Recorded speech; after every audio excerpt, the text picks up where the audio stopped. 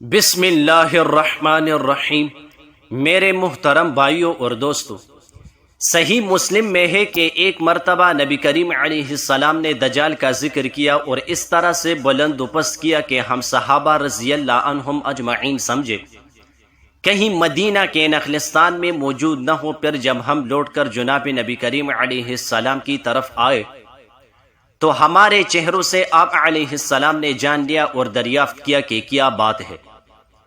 ہم نے بیان کر دیا تو آپ علیہ السلام نے فرمایا، اگر وہ میری موجودگی میں نکلا تو میں خود اسے سمجھ لوں گا، اور اگر وہ میرے بعد آیا تو ہر مسلمان اس سے آپ بھگت لے گا۔ میں اپنا خلیفہ ہر مسلمان پر اللہ کو بناتا ہوں۔ وہ جوان ہوگا، آنکھ اس کی ابری ہوئی ہوگی، بس یوں سمجھ لو کہ عبدالعزیٰ بن قطن کی طرح ہوگا۔ تم میں سے جو اسے دیکھے تو اسے چاہیے کہ سورہ کہف کی ابتدائی آیت پڑھے۔ وہ شام و عراق کے درمیانی گوشہ سے نکلے گا اور دائیں بائیں گشت کرے گا۔ اے اللہ کے بندو، خوب ثابت قدم رہنا۔ ہم نے پوچھا حضور صلی اللہ علیہ وسلم وہ کتنی مدت رہے گا؟ آپ علیہ السلام نے فرمایا 40 دن۔ ایک دن ایک سال کے برابر، ایک دن ایک مہینے کے برابر، ایک دن ایک ہفتہ کے برابر، اور باقی دن تمہارے معمولی دنوں کی طرح۔ پھر ہم نے دریافت کیا کہ جو دن سال کے برابر ہوگا اس میں ایک ہی دن کی نمازیں کافی ہوگی؟ آپ علیہ السلام نے فرمایا نہیں، بلکہ اندازہ کر لو۔ ہم نے پوچھا یا رسول اللہ صلی اللہ علیہ وسلم اس کی رفتار کی سرعت کیسی ہوگی؟ ایسی جیسے بادل ہواؤں سے بھاگتے ہیں۔ ایک قوم کو اپنی طرف بلائے گا، وہ مان لیں گے تو آسمان سے ان پر بارش ہوگی، زمین سے کھیتی اور پھل اگیں گے، ان کے جانور تر و تازہ اور زیادہ دودھ دینے والے ہو جائیں گے۔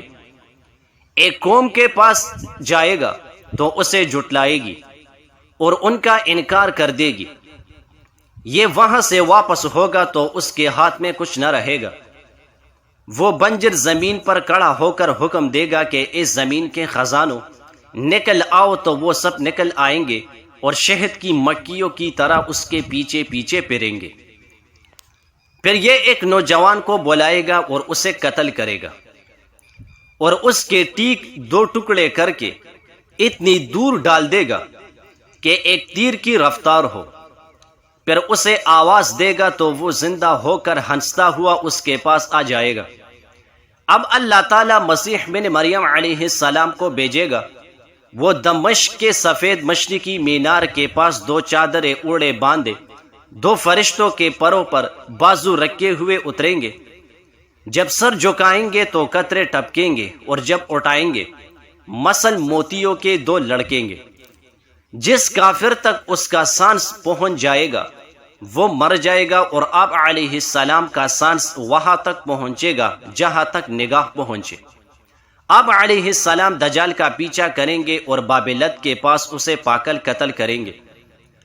پھر ان لوگوں کے پاس آئیں گے جنہیں اللہ نے اس فتنے سے بچایا ہوا ہوگا، ان کے چہروں پر ہاتھ پھیریں گے اور ان کے جنتی درجوں کی انہیں خبر دیں گے۔ اب اللہ کی طرف سے حضرت عیسیٰ علیہ السلام کے پاس وحی آئے گی کہ میں اپنے بندوں کو بیچتا ہوں جن کا مقابلہ کوئی نہیں کر سکتا۔ تم میرے ان خاص بندوں کو تور کی طرف لے جاؤ۔ پھر یاجوج ماجوج نکلیں گے اور وہ ہر طرف سے کودتے پانتے آ جائیں گے۔ بحیر تبریہ پر ان کا پہلا گروہ آئے گا، اس کا سارا پانی پی جائے گا۔ جب ان کے بعد ہی دوسرا گروہ آئے گا تو وہ ایسا سوکھا پڑا ہوگا کہ وہ کہیں گے شاید یہاں کبھی پانی ہوگا۔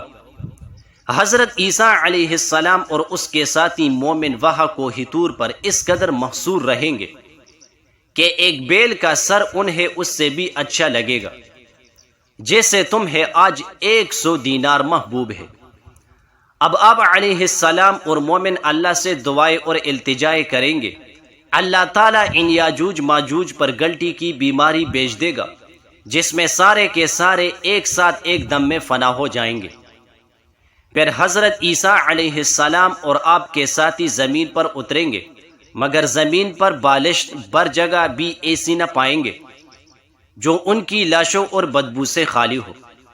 پھر آپ علیہ السلام اللہ تعالیٰ سے دعائیں اور التجائیں کریں گے تو بختی اونٹوں کی گردنوں کی برابر اللہ تعالیٰ ایک قسم کے پرند بھیج دے گا جو ان کی لاشوں کو جہاں اللہ تعالیٰ چاہے ڈال آئیں گے۔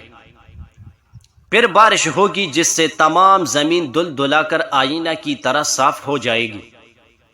پھر زمین کو حکم ہوگا کہ اپنے خزانے نکال اور اپنی برکتیں لوٹا۔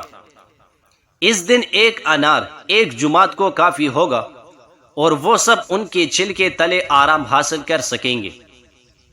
ایک اونٹنی کا دودھ ایک پورے قبیلے سے نہیں پیا جائے گا۔